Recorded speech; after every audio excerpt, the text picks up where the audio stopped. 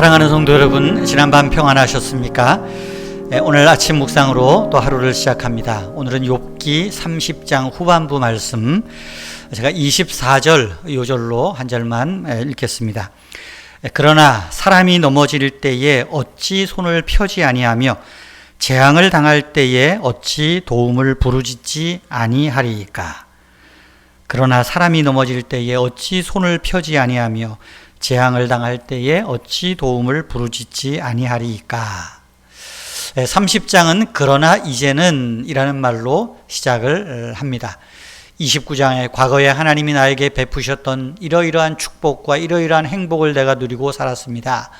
그러나 이제는 지금 내가 고난 중에 있고 어려운 형편 중에 있을 때 참 사람들로부터 소위 왕따를 당하고 사람들이 나를 비웃고 조롱합니다. 그런 자신의 처지를 30장에서 쭉 이야기를 합니다. 욥은 자기의 솔직한 감정을 하나님 앞에 이야기합니다. 하나님이 자신을 극심한 고통 속에 몰아넣으셨고, 물론 사탄이 한 것이지만 욥이 그렇게 표현하는 겁니다. 고통 중에 부르짖는 자신을 참 외면하시는 것 같고, 오히려 주변의 여러 환경들을 통해서 더 내가 공격받고 내가 지금 내팽개쳐지는 것 같은 혹독하게 몰아붙이는 그 고통 가운데 있다 느끼고 있었던 것입니다.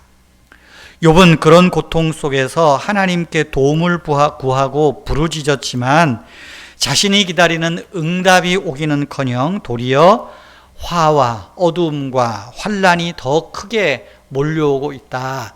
지금 그렇게 30장에서 탄식하고 있는 겁니다. 그것이 후반부까지 쭉 이어집니다. 욥은 회중 앞에서 하나님의 공의로운 도움을 구하며 부르짖었지만 광야의 이리와 타조의 외침처럼 내가 외면당하고 있다, 무시당하고 있다, 그렇게 느끼고 있었다. 솔직하게 자신을 표현하고 있습니다. 하나님도 침묵하시고 사람들도 모두 욥을 배척하는 듯한 상황에서 욥의 고통은 더욱 깊어져 갈 뿐이었습니다. 그런데 하나님께 탄식하고 원망하던 욥이 돌연 지난날 궁핍한 이들에게 베풀었던 선한 행위들을 꺼내서 이야기를 합니다. 그것이 30장 25절에 나오는 이야기입니다. 고생의 날을 보내는 자를 위하여 내가 울지 아니하였는가? 빈궁한 자를 위하여 내 마음에 근심하지 아니하였는가? 그 이야기를 합니다. 그런데 내가 복을 받았더니 화가 왔고 광명을 기다렸더니 흑암이 왔구나. 내 마음이 들끓어 고요함이 없구나. 환난 날이 내게 임하였구나. 이 이야기를 합니다.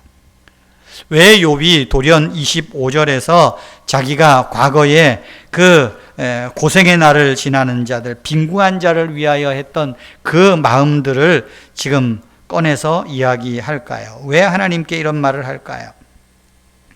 하나님 앞에서 올바른 삶이란 가난하고 약한 자들을 돕고 환대하는 것임을 지금 욥과 욥의 친구들이 당연하게 받아들이고 있지 않습니까?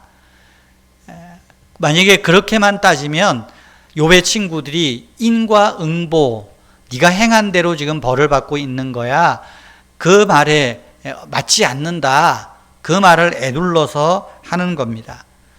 오히려 욥은 지금 자신의 처지를 이야기하고 과거에 내가 했던 선한 행위들을 이야기를 하면서 욥의 친구들이 무작정 욥을 향하여 조롱하고 비난하는 것에 대해서 반발하고 있는 거예요. 내가 과거에 이런 일도 하지 않았냐? 하나님도 알고 계신다 말하는 것입니다.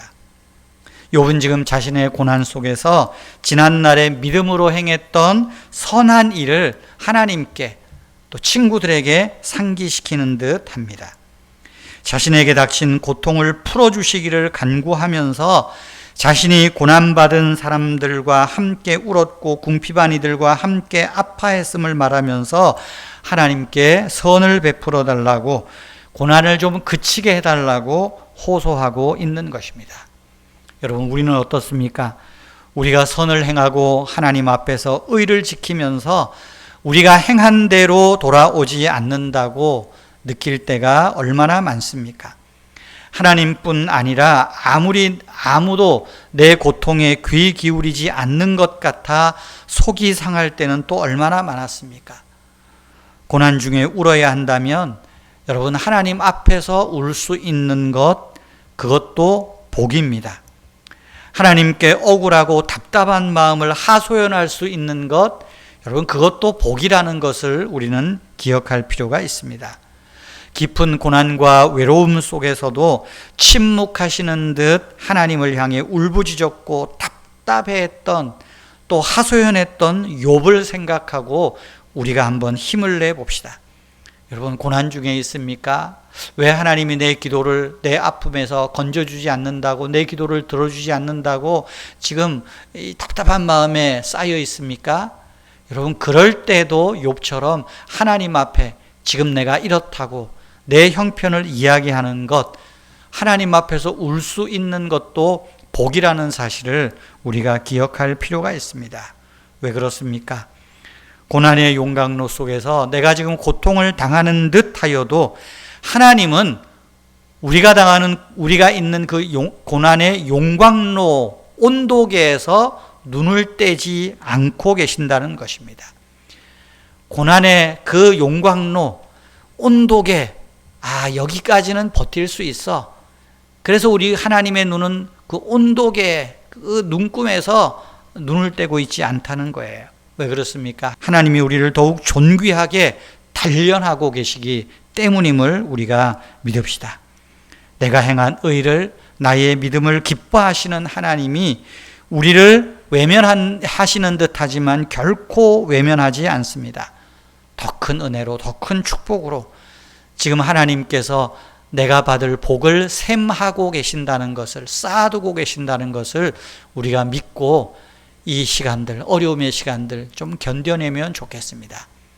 성도 여러분, 하나님은 우리를 지금보다 더 좋은 길로, 더 완전한 길로 바르게 인도하시는 분이심을 믿고 우리의 믿음의 길, 신앙의 길 결코 포기하지 않는 저와 여러분 되시기를 축복합니다. 기도하겠습니다. 전능하신 하나님, 우리는 지금 육신의 연약함에 눌려져 있고 세상살이에 대한 걱정에 눌려서 하나님께 우리의 마음과 생각을 온전히 올려드리기가 참 쉽지 않습니다. 우리의 크고 작은 고난과 걱정에 짓눌려서 허우적거리기가 다반사일 때가 많습니다. 주님의 말씀과 경고로 날마다 우리를 깨우시어 우리의 약함을 깨닫게 하여 주옵소서. 우리의 음성과 간구를 들으시며 우리에게 귀를 기울이고 계시는 하나님을 기억하게 하옵소서. 그리하여 아무리 깊은 고난 속에서도 하나님께 기도하는 우리가 되게 하시고 주 예수의 이름을 통하여 오는 하나님의 소망과 축복을 보게 하여 주시옵소서. 아버지 하나님, 우리나라에 참 이 경제의 선순환이 일어나게 하시고, 그래서 우리나라의 교육과 경제와 또 모든 이 사회 질서가 정말 10년, 20년 후 더 아름다운 미래를 향하여 전진하는 그런 나라가 될 수 있도록 이 나라를 축복해 주시고, 또 나라의 살림을 맡아 운영하는 모든 또 관료들, 또 장관들, 대통령들, 또 공무원들 하나님께서 붙들어 주시고 마음과 생각들을 붙들어 주시옵소서. 주 예수님의 이름으로 기도하옵나이다. 아멘.